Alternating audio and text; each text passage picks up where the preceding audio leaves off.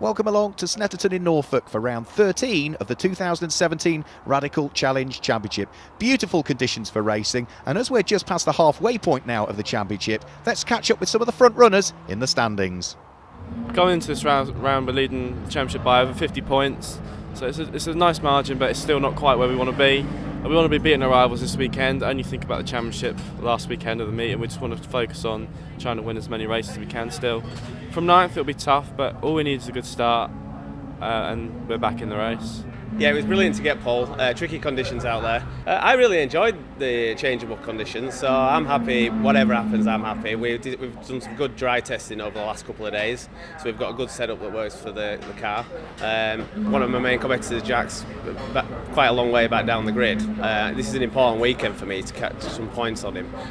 So hopefully we can go and get a good result and obviously see where he finishes. Let's have a look at the grid then for the first race of the weekend. Oliver Barker, who we've just heard from, starts on pole position, and the reigning champion, Steve Burgess, is alongside. Row 2 of the grid is Dominic Jackson and Richard Baxter, with row 3 being comprised by Jack Manchester and Brian Murphy. Jason Rishover and Mark Richards are on row 4, and Jack Lang, the championship leader, has Sean Byrne for company on the 5th row of the grid. Green flag waves at the tail end of the field. The 5-second board is held aloft. The red lights are about to come on the gantry for the first time this weekend for the Radical Challenge, and as they go out, which they do now, good start from both front row men. Slow away was Dominic Jackson, and a good start from Jack Manchester was able to draw himself alongside Dominic Jackson, and he's now alongside Richard Baxter as they head up towards Ritchie's for the first time. We ride on board with Jack Lang, who didn't get away that badly, but he looks as though he's still got some work to do here, having qualified 9th, the championship leader. He needs to try and get himself right up onto terms with his main championship rivals, which are 1st and 2nd respectively in the race in the early stages. All of the field just carving their way out of Wilson for the first time, but it's Oliver Barker that leads the race from Steve Burgess in 2nd place. Jack Manchester's in 3rd place. Dominic Jackson is in 4th. As we ride on board with Jack Lang, who at the moment has got his hands rather full trying to pick his way through the order. And as for Jack Lang, he's going to be down there in 8th place at the moment and is in danger of losing a place to Sean Byrne, who's trying all the way around the outside by the look of things, heading round through Agostini. Down the short straight that brings them up towards Hamilton. Side by side goes Jack Lang through the right-hander at Hamilton and manages to at least maintain his position. So the leaders now just threading their way out of Oggies and up towards Williams for the first time. Jack Manchester in 3rd place under pressure from Dominic Jackson, who sits there in 4th position. The rest of the field all just working their way onto the Bentley Straight for the first time. There goes number 80. That is the Black and Dayglow car in the hands of Peter Tyler. He's busy squabbling away, as are the cars in 2nd and 3rd place. Almost side-to-side contact between Jack Manchester as he tried to prevent Dominic Jackson from working his way through. We ride on board with Jack Lang, as all over the grass has gone Brian Murphy, and there's a spin for Jack Manchester also coming out of Nelson. So Jack Manchester all on the grass, rallycrossing his way back onto the tarmac. Brian Murphy was all over the grass, I think, on the way in towards Brundle and Nelson, but the leader, no such worries for Oliver Barker as he carves his way out of Murray's for the first time and looks in his mirrors to see exactly where Steve Burgess is, the reigning champion. The answer is not that far behind him as they head over the start-finish line. Oliver Barker's had 1 win so far this season. Steve Burgess has claimed just 1 win also so far this season. For Oliver Barker, it came at Spa-Francorchamps. For Steve Burgess, it was at Donington Park. Man who lies 2nd in the championship, Steve Burgess, looks to try and get himself right up onto the coattails of Oliver Barker, just locking the brakes on the run in towards Wilson. He still sits there in 2nd position, with Dominic Jackson sitting that little bit further back in 3rd place. The 2 blue cars, the one with the white flashes is Oliver Barker, the one with the yellow flashes is Steve Burgess, and recovering from a spin down at Wilson, that's the Bajan driver, that's Stuart Maloney, who we did see on the podium earlier on this season. He grabbed a couple of podium places at Rockingham, but he's now right down at the tail end of the field and has got a chunk of work to do. The leading pair up towards Hamilton, then they flick their way through the left-hander at Hamilton before diving onto the brakes and turning in towards the right-hander at Oggies.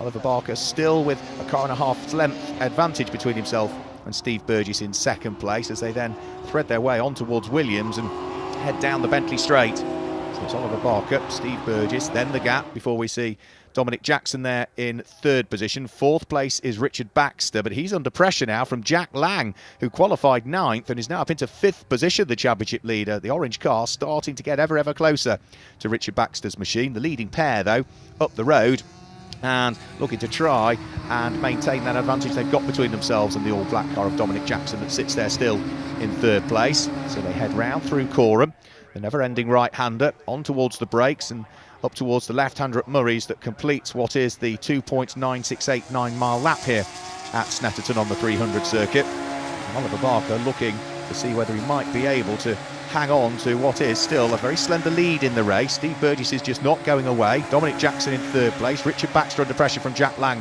as they fight over what is fourth and fifth position. And at the moment, Jack Lang just can't quite unlock the door, can he, to fourth place? He's very, very close as they head round through Richie's corner. The braking area for Wilson might present an opportunity, but Richard Baxter looks to have got that covered as they head onto the brakes and in towards the right-hander. So the number 88 car of Richard Baxter still hanging on to fourth. Jack Lang charging his way from ninth on the grid up to fifth, desperate to try and make a little bit more progress here, but the radical SR1 graduate Richard Baxter is having none of it at this stage. He's keeping the runner-up in last year's championship right behind him, but now Jack Lang's just about, I think, going to get the job done this time as they head up towards the braking area for Agostini. Jack Lang's on the inside line as they head towards the left-hander, and through he goes to take up the position. So Jack Lang up to fourth, Richard Baxter down into fifth place, and we'll see as to what further progress Jack Lang might be able to make over the course of this first sprint race of the weekend.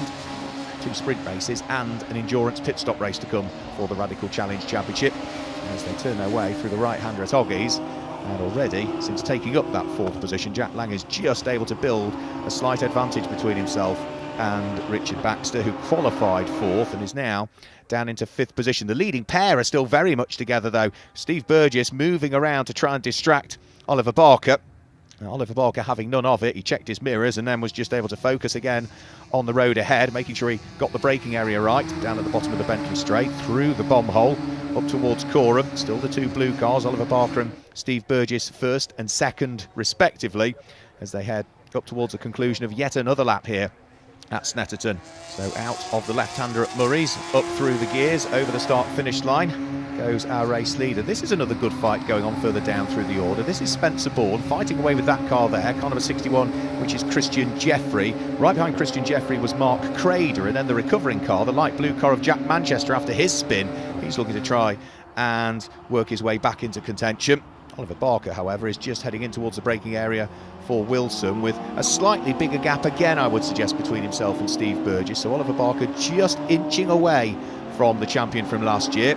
And as they flick their way through the left-hander at Palmer, yeah, the amount of daylight just beginning to open up between first and second place for the first time in this race, with Dominic Jackson looking fairly secure in third position. Not really under any pressure at all from the car in fourth place, which is, of course, the car that's had to charge its way from ninth on the grid, that being Jack Manchester. Big mistake, running wide goes Mark Crader. That allows Spencer Bourne to squeeze his way through, and yeah, just ran wide onto the dusty part of the circuit there, did the number 20 car of Mark Crader, and Spencer Bourne was able to just instantly work his way through. And now Mark Crader's got to try and get the dust off those tyres and try and keep Peter Tyler at bay, because the number 80 car, the black with its day-glow flashes, is sitting right behind Mark Crader after that. Just very small mistake. Christian Jeffrey under pressure, the charging Jack Manchester looking to try and squeeze his way back through. It was a great start when the lights went out from Jack Manchester, but that spin down at Brundle and Nelson dropped him down through the order, and now he's looking to try and gain a place. He's running nearly side by side with Christian Jeffrey onto the Bentley straight, and by the look of things, Steve Burgess has now closed back up on Oliver Barker. The gap that was extending between first and second seems to have been eroded again, and Steve Burgess has got himself into prime position here to sit in the slipstream of the race leader as they go over the start-finish line. So another lap completed. Oliver Barker still continuing to lead as they head up towards Ritchie's corner. Steve Burgess might have an opportunity possibly on the brakes as they head in towards Wilson, but he's just too far back. So it's still Barker from Burgess, first and second place. Then the black car of Dominic Jackson is there in third place. Fourth place will still be Jack Lang, with Richard Baxter completing the top 5. But the leading pair still very much together through Palmer. Any slip up at all from Oliver Barker, and Steve Burgess is poised and ready to pounce. And if these two squabble much more, keep your eye towards the background, because the black car of Dominic Jackson seems to be closing in now.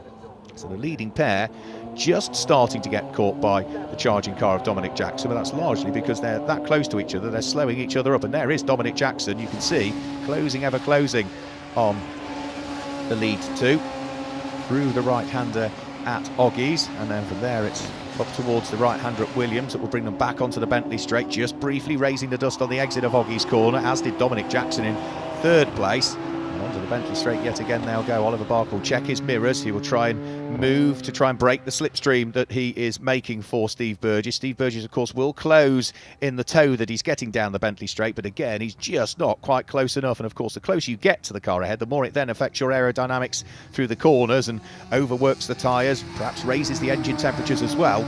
So Steve Burgess needs to try and work out exactly where he might have the best opportunity to get past Oliver Barker. There won't be many of them, and if there is one that he can work out, then he needs to seize it instantly. Gap closes between the pair as they turn their way through Murray's. Back over the start-finish line, Oliver Barker still continuing to lead. Steve Burgess still not having given up his aspirations to take the lead of the race. Whilst further down through the order, there's still some other good battles going on by the look of things. The number 10 car just going through shot there. That's the car in the hands of John Cordwell. He's got the car of Stuart Maloney behind him now. Stuart, of course, had that spin early on in the race down at Wilson and is having to work his way back up through the order. Christian Jeffrey side by side with Brian Murphy. Spencer Bourne looking to try and make it 3 wide as they head onto the centre straight. The black car is Spencer Bourne, the red car is Brian Murphy, the white and yellow and green car is Christian Jeffrey, and the three of them absolutely together heading up towards Ritchie's, whilst the leading pair are heading in towards the braking area for Agostini. 'Twas ever Oliver Barker that leads the race, but still the slenderest of advantages between himself and the number 1 car of the champion from 2016, Steve Burgess, who sits there in second place, and still not that far away is Dominic Jackson, but he's not really making any inroads into the leading pair. So through Oggies up towards Williams very shortly, they will again work their way. Oliver Barker, having qualified on pole position by about 0.4 of a second quicker than Steve Burgess, just seems to have things under control at this stage. Spencer Bourne, car number 8, fighting away with Christian Jeffrey as they head out of Agostini. They're fighting away for positions down towards the bottom and just outside of the top 10, and they've actually opened up daylight between themselves and the next little trio of cars that sit behind. But Spencer Bourne is going to have to watch his mirrors here, because Christian Jeffrey is hugely keen to try and pull a move if he can. Christian, we've seen on the podium earlier on this season, that was at Rockingham.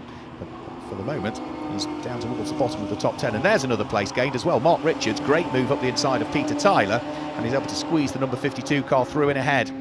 So place gained for Peter Tyler. As for Christian Jeffrey, he's still having to be content sitting behind the black and purple car of Spencer Bourne as they head through Brundle and Nelson. And then from there, a quick squeeze of the throttle up through the gears and in towards the right-hander at the bomb hole. But Christian Jeffrey is still not quite as yet able to thread his way through and ahead of Spencer Bourne, who is just making sure he's hitting all of the apexes and getting off the corners cleanly, and therefore it makes it very, very difficult for the car behind to gain any sort of advantage whatsoever.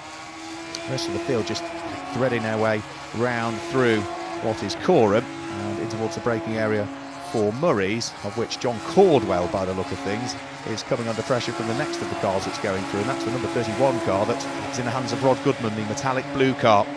So those two cars fighting away down towards the tail end of the field, but still busy enjoying themselves here. Our race leader, though, Oliver Barker, has yet again, by the look of things, just started to open up the daylight between himself and Steve Burgess, who's fallen away to the tune of another couple of car lengths by the look of things. So Oliver Barker, probably with the largest advantage that he's had in the race so far over the number 1 car in the hands of Steve Burgess, who's still working as hard as he can, but he just isn't able to hold the gap anymore. The gap is extending. You can see the lead 3 on the Bentley straight together. Jack Lang that little bit further adrift in 4th place, and also the light blue and pink car of Richard Baxter was in the same shot as well, right in the distance, so at the other end of the Bentley straight, as he still sits there in 5th position. Up towards the bomb hole again goes our lead pair of cars. Steve Burgess dropping ever more away from Oliver Barker, and as they then turn their way round through Coram, which really works those tyres on the left-hand side of the car, onto the brakes and through the left-hander at Murray's, up towards the conclusion of yet another lap. And for Oliver Barker, he's closing in on victory number 2 of the season. So another lap completed, over the start-finish line he goes. Elsewhere down through the order, this is Mark Crader fighting away with Mark Richards, the two Marks together, both in very similarly liveried cars. And by the look of things, Mark Richards has got the inside line heading up towards the bomb hole. Yep, gains the place over Mark Crader. So Mark ahead of Mark, albeit the order between the pair has now swapped, and right behind them is Peter Tyler as well at the wheel of the black and Dayglow car. So 3-way fight going on between both of them, and this will be for 13th, 14th and 15th positions at this stage. And by the look of things, Mark Crader is also in danger of losing a further place as well. Peter Tyler looking to try and work his way alongside as they head onto the centre straight. Opts to go behind, pick up a bit more toe and slipstream, jinks out from behind to try and get the right-hand side on the run in towards Ritchie's corner, and may well have made it through possibly. The race leading pair, though, in the meantime, are just turning their way out of Williams. Oliver Barker still stretching the advantage between himself and Steve Burgess in second position. A flash of the lights from Oliver Barker as he begins to close in on the black car just up the road. That's the back marker. That's Richard Stables, who is a very experienced driver, been racing Radicals for a good number of years, but Oliver Barker just briefly flashing the lights to forewarn him that he's on his way, and he can't really afford still to be held up, because Steve Burgess, whilst he's dropped back a little bit over the course of the last few laps, he's still not that far away. So Oliver Barker needs to make sure he's decisive, working his way through the traffic. Richard Stables, is he going to see him coming? Oliver Barker is going to have to sit behind Richard Stables through Murray's corner, and now he should be able to squeeze his way through and past as they get onto the centre straight. So over the start-finish line goes Oliver Barker. This is another fight that's going on further down through the order. That's Sean Byrne, the Irishman, who has got Elliot Goodman firmly fixed in the crosshair, wants to try and work his way through and ahead of Elliot Goodman. But for the moment, he's just got to be content to sit behind and see as to whether somewhere else around the lap there might be the opportunity. Here's the charging number 52 car of Mark Richards. Having picked off Mark Crader a couple of laps ago, he's now pulled away from him and closed right onto the coattails of the number 8 machine in the hands of Spencer Bourne. So those two ever closer to each other as they head round through Coreham. Then the next of the cars is Mark Crader, and there is Peter Tyler, who is now very, very busy indeed with Mark Maloney. Those two fighting away. In fact, Mark Maloney gets a better run coming out of Murray's and is able to squeeze his way through it ahead. So the number 86 car in the hands of the Bajan driver, gaining the position. Over the start-finish line goes Mark Maloney. Peter Tyler, though, sitting in the slipstream and might try and return the favour as they head up towards the braking area for Ritchie's. There's another place is gained now by Mark Richards through and ahead of Spencer Bourne. So that's a couple of places gained over the course of the last couple of laps for Mark Richards, who's working beautifully well to try and thread that car ever more up through the order.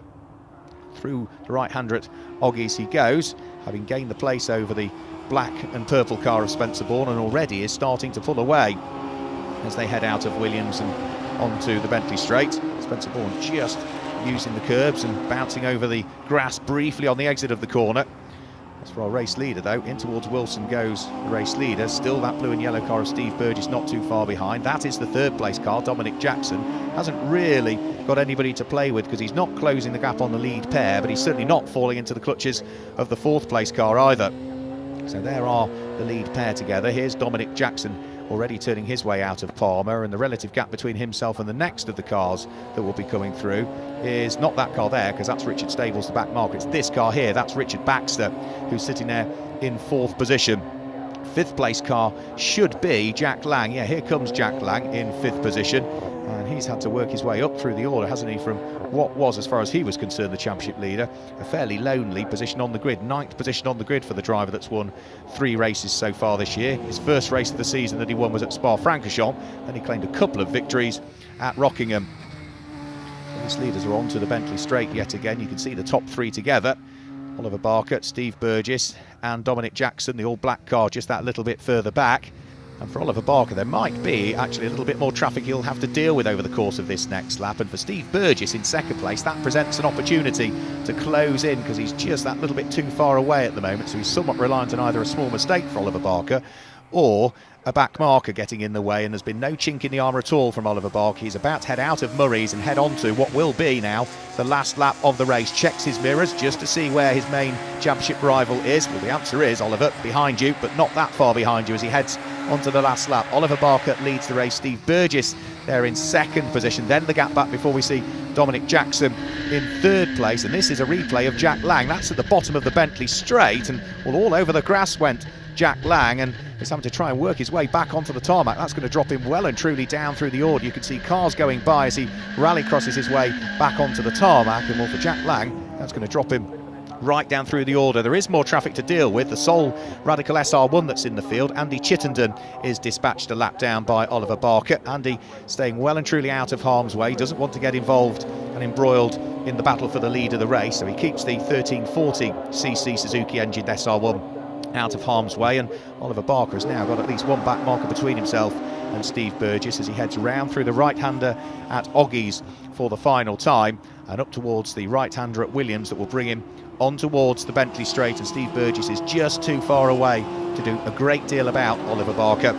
Steve, who claimed a win at Donington Park earlier on in the season, is going to have to settle for second best surely. And as for Jack Lang, well, he is now down in 9th position. He's behind Jack Manchester, so Jack Lang has dropped well and truly down through the order following that moment down at the bottom of the Bentley Straight, as out of Brundle and Nelson comes our race leader, Steve Burgess, having closed the gap a little bit on this final lap of the race, but that's largely because Oliver Barker knows he's just about got enough in hand so as to not to worry as they head round through Coreham for the final time and in towards the braking area for Murray's. All Oliver Barker needs to do is make sure he's neat and tidy out of Murray's, up through the gears and heading towards the checkered flag. It's going to be a win for Oliver Barker. Steve Burgess will finish in second position, not that far behind, but just midway through the race, just didn't have the pace to stick with Oliver Barker, and the gap opened up, and it's Dominic Jackson that will come through and finish in third position. This is another good little fight that's going on. This is for 10th and 11th places. Mark Richards tries to get the inside of Christian Jeffrey. Christian Jeffrey just hanging on to 10th place. Mark Richards on the road in 11th, but he's got a 5-second penalty for transgressing the circuit limits, and that will drop him, of course, further down through the order. So Christian Jeffrey hangs on to it and claims the final place inside the top 10. Oliver Barker heading round the circuit on his slowing down lap, absolutely delighted with his second victory of the season in the Radical Challenge Championship. Steve Burgess second and Dominic Jackson third. Richard Baxter's there in fourth place, ahead of Elliot Goodman in fifth, Jason Rishover in sixth, and Sean Byrne, Jack Manchester, Jack Lang and Christian Jeffrey complete the top 10 in the first race of the weekend here for the Radical Challenge Championship at Snetterton. Oliver Barker heads onto the top step of the podium, his second win of the season. Let's hear from the top three. Onto the podium, and then we'll Yeah, I was under a lot of pressure for most of the race. It was a lot of fun out there. I knew it was important to get a good start here. It's always difficult to follow another car. And we managed to get a good start, stay in the lead, and yeah, I was pleased with the victory. First sort of half of the race I felt I had a bit of edge on Ollie, but around here it's hard to pass. And then I went for a dive on turn one, trying to get a bit of speed into the hairpin, and I got it wrong and went a bit wide, and that's when he got the gap. And then after that, I couldn't seem to pull it back to him. well done on the podium. Quite a lonely race in the end. It was, yeah. It wasn't too eventful except for the start, which I made a pretty bad job of. Dropped back to 6th or 7th and managed to get back to 3rd in the first 3 or 4 corners and just settled into a pace, really. So that's it from race 1 here at Snetterton. Join us in a few moments for race 2 of the weekend in the Radical Challenge Championship.